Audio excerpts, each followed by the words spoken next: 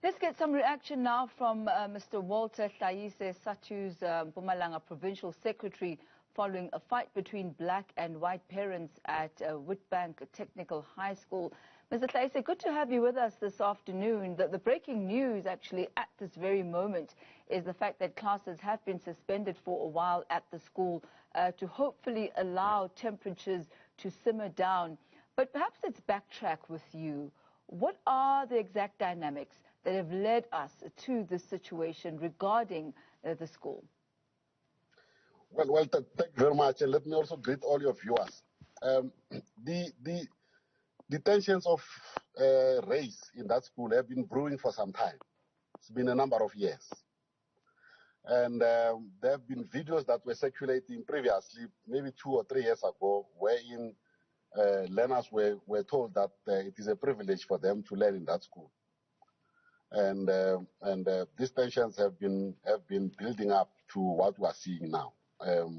So we're not surprised that today we see this kind of eruptions that we're witnessing today. And it's been there for some time, and it's something that perhaps the Department of Education has been hesitant to deal with, but which they must now finally deal with.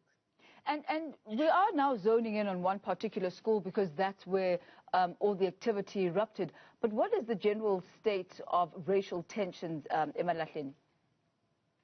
Well, it's quite a big problem. It's a big problem, and you know that primarily some white people have not yet learned to accept to live side by side with black people.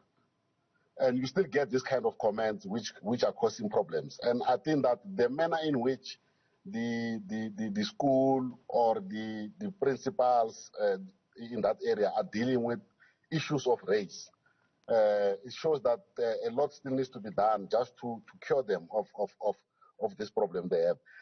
I think that when a black learner hits a white child, and it becomes a big issue, but when a white learner beats up a black child, it's something that must be swept under the carpet or treated leniently. It shows that our society has not arrived at a point where there's equal justice for all. And I think this is what is causing all these problems to erupt to the point where they are now. Now, we know traditionally unions would tend to be dominated by black and colored Indian people, traditionally in South Africa at least. I wonder, what then is the constitution of Sadtu, and are there places of racial integration, opportunities for teachers as well to be able to integrate and to be able to discourse on issues such as this and others that relate to the sector?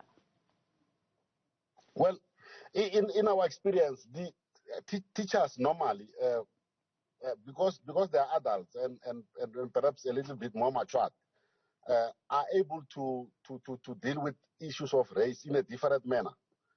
And sometimes the racism that's there, sometimes it's covert. The black teachers will feel it, but in a more covert manner. It's not like out there in the open. Whereas with learners, it's a different matter, simply because they are learners and they will fight. So normally, I find that the membership, the people who are members of the union, but who are white or Indian or colored, are those that have embraced non-racialism.